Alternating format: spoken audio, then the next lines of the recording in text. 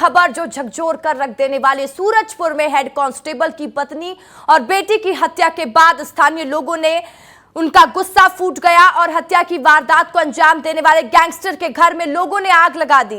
कबाड़ में रखे टायर ट्यूब में आग लगाया है और देखिए उसके बाद पूरे घर में आग फैल गई। पुलिस ने सुरक्षा को देखते हुए थाने में ताला लगा दिया है और थाने के बाहर सैकड़ों की संख्या में लोग मौजूद हैं। पुलिस के खिलाफ भी गुस्सा लोगों में देखने को मिल रहा है। लगातार हम देख रहे हैं कि अपराध की घटना छत्तीसगढ़ में बढ़ती हुई दिखाई दे रही है।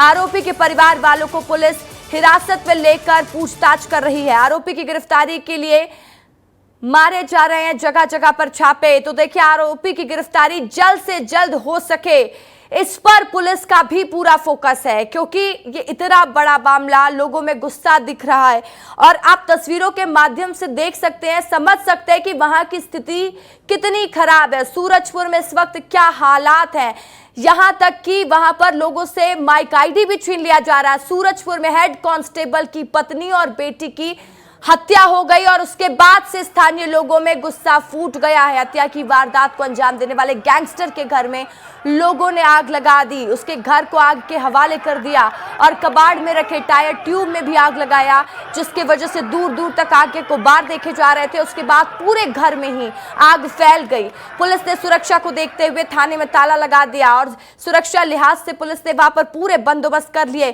क्योंकि इस वक्त जो सूरजपुर की स्थिति है वो वाकई में चिंताजनक है, डरा देने वाली है, क्योंकि लोगों में गुस्सा काफी ज्यादा है। ग्राउंड जीरो पर सूरज साहू मेरे सहयोगी मौजूद है। सूरज, सबसे पहले वहां की स्थिति बताइए इस वक्त की। जी रसिका, देखिए यहाँ की स्थिति आप देख सकती हैं। आप देख सकती हैं कि किस प्रकार की उग्र रूप प्रदर्शन कर रुका है। और वही जो है कि एसडीएम को भी यहाँ पब्लिक ने, जब एसडीएम समझाइश देने आए तो एसडीएम को भी पब्लिक ने दौड़ाया है और एक ही मांग है, एक ही पब्लिक की आवाज है कि आरोपियों की गिरफ्तारी जल्द से जल्द हो और उसके जितने अवैध कब्जे हैं या जितने अवैध मकान वगैरह बनाए गए हैं सारे के सारे नाबूद कर दिए जाएं, यही पब्लिक की मांग है। लेकिन वही प्रशासन जो है, अभी तक पुलिस प्रशासन आरोपी को पकड़ने में विफल रही है और जगह जगह पतासाजी कर रही है, छापेमारी कर रही है, लेकिन अभी तक जो है कि आरोपी पुलिस की गिरफ्त से बाहर है। ये भी एक बहुत बड़ा सवालिया निशान है कि एक कबाड़ का व्यापारी, एक जिला बदर जो है कि एक इतनी बड़ी घटना को अंजाम देता है और पुलिस उसे पकड़ने में अभी तक नाकाम है।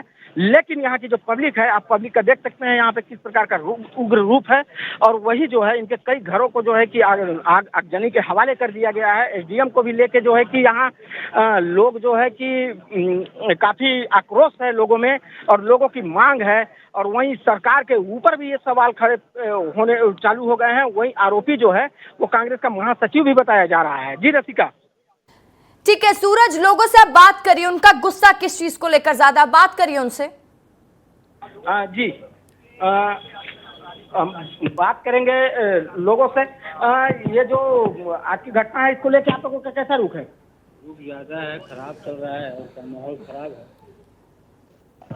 लोगों का कहना है कि रुख जो है कि माहौल बहुत ही खराब है और आरोपी की गिरफ्तारी की मांग की जा रही है और वही कब आरोपी की गिरफ्तारी होती है यह तो आने वाला वक्त ही बताएगा। जी रसिका।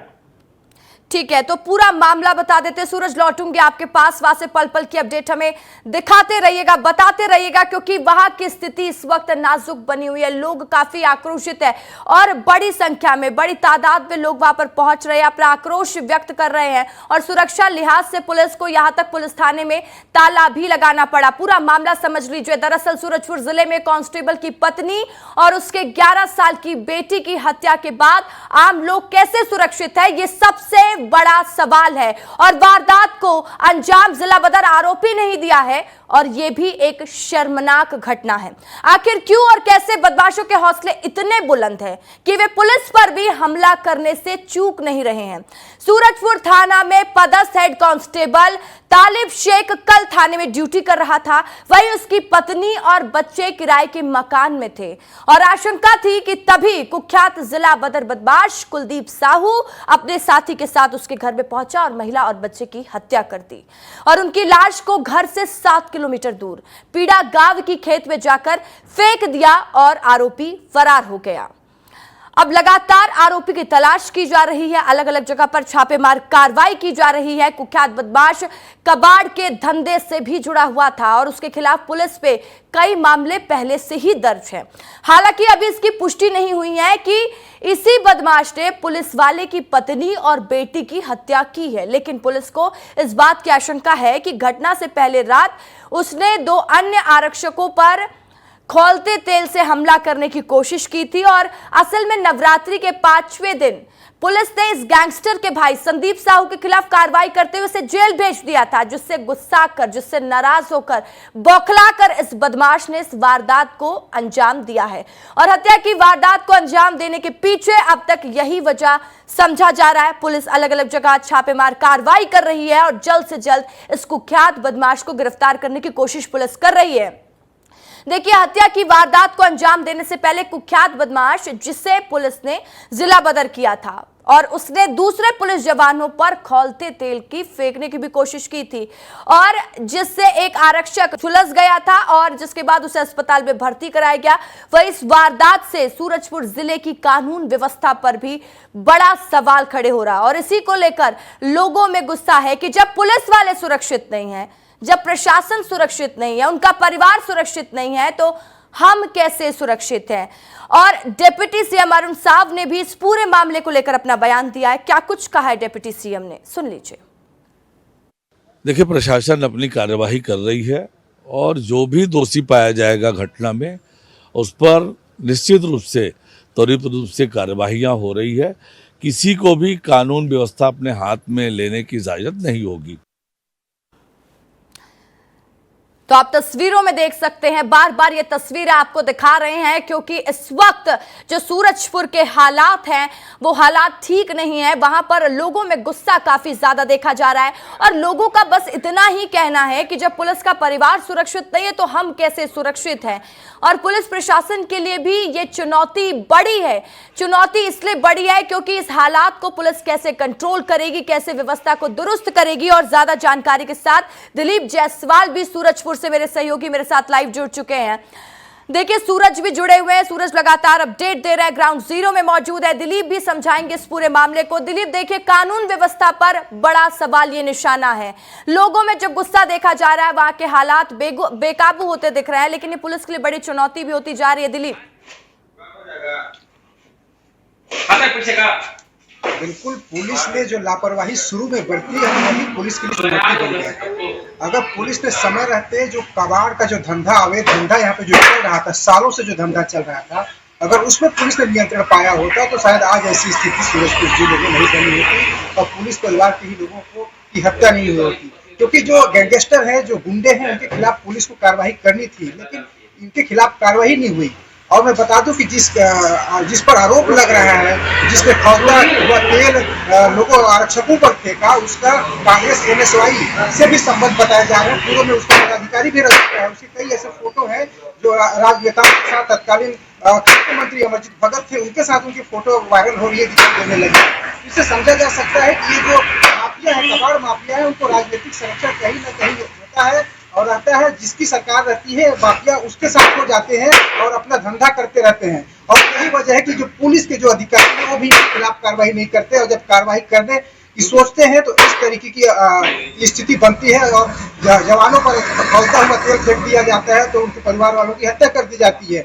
और आज की सबसे बड़ी बात है कि मुख्यमंत्री सूरजपुर जिले में आने वाले थे, पूरा प्रशासन उसकी तैयारी में लगा हुआ था, सब कुछ सही चल रहा था, लेकिन अचानक माफिया। जैसा कि आप बता रहे हैं कांग्रेस का कनेक्शन है, तो ये तो विषय कांग्रेस की भी मुश्किल बढ़ाने वाला है।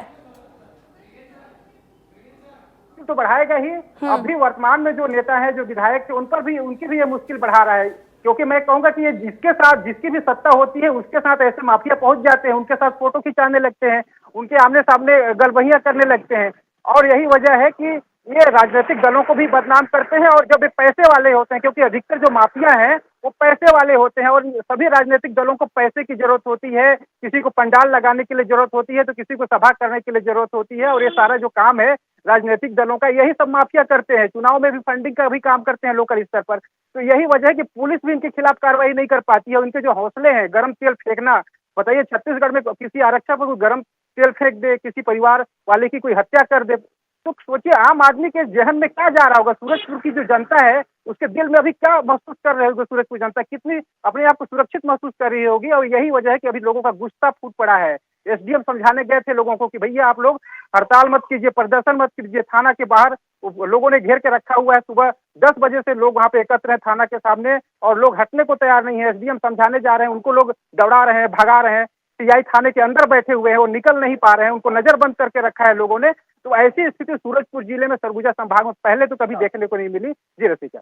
बिल्कुल, तो देखिए वहां की स्थिति बेकाबू होती दिखाई दे रही है। लगातार इस विषय में हम चर्चा कर रहे हैं क्योंकि वहां के हालात बेकाबू है।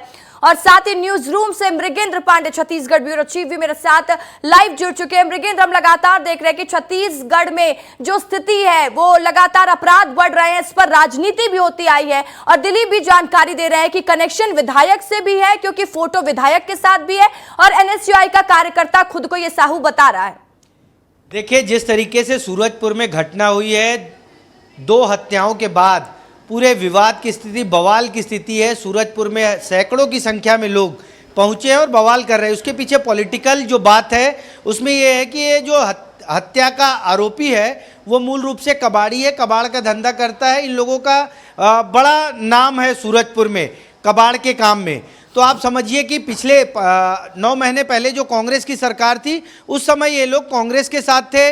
राहुल गांधी कांग्रेस के राष्ट्रीय नेता हैं। राहुल गांधी की जो पदयात्रा हुई थी, भारत जोड़ो यात्रा, उसमें सूरजपुर जिले से होते हुए जब पदयात्रा निकली तो ये आरोपी उस यात्रा में भी शामिल था। इसके तत्कालीन जो कांग्रेस की सरकार थी, मंत्रियों के साथ तस्वीरें हैं और भाजपा के नेताओं के साथ भी तस्वीरें। कुल मिलाकर जो दिलीप ने कहा कि ये जो कारोबारी हैं वो पार्टी देखकर जिसकी सत्ता है उसके साथ जाते रहते हैं, तो ठीक वैसा ही मामला कुछ समझ में आ रहा है। हालांकि ये एनएसयूआई का पदाधिकारी भी है। इसके साथ एक और बात बताना चाहूँगा कि जो सूरजपुर है वहीं आज मुख्यमंत्री विष्णुदेव साय का भी कार्यक्रम था और ऐसे समय में इतनी बड़ी वारदात को अंजाम देना, कुल मिलाकर पुलिस की जो कार्यप्रणाली है उस पर भी सवाल खड़े करते हैं कि किस तरीके से अपराधियों के हौसले बुलंद है। पूरे जिले में अभी तनाव की स्थिति है। एसडीएम को दौड़ा लिया गया, पब्लिक दौड़ा रही है, बात करने की स्थिति में कोई नहीं है। तो आप समझिए कि पूरा मामला कंट्रोल से बाहर है। जी बिल्कुल, और मामला कंट्रोल से बाहर है और इसलिए चिंता ज्यादा बढ़ जाती है कि किस तरीके से पुलिस ये चुनौती पूर्ण काम करती है, क्योंकि पुलिस के लिए भी जो वहां के हालात है वो चुनौती ही दे रहे हैं कि पुलिस प्रशासन की कार्यप्रणाली पर भी बड़ा सवाल लगातार खड़े हो रहा है क्योंकि लापरवाही हुई, उसके बाद स्थिति ये बनी। आप तीनों का तमाम जानकारी के लिए शुक्रिया। तो देखिए लगातार अपडेट दे रहे हैं, सूरजपुर सुलग रहा है, सूरजपुर जल रहा है। गैंगस्टर कुलदीप साहू का घर लोगों ने गुस्से में आकर जला दिया है और लगातार पुलिस कुख्यात बदमाश की तलाश कर रही है कि कुलदीप साहू की जल्द से जल्द गिरफ्तारी कर ली जाए और यही मांग सूरजपुर की जनता भी कर रही है। सूरजपुर की जनता सवाल पूछ रही है पुलिस प्रशासन से कि आखिर जब आप सुरक्षित नहीं है, आपका परिवार सुरक्षित नहीं है, तो आप हमको कैसे सुरक्षित रखेंगे। और यही वजह है कि पुलिस प्रशासन ने पुलिस स्टेशन में ताला जड़ दिया है।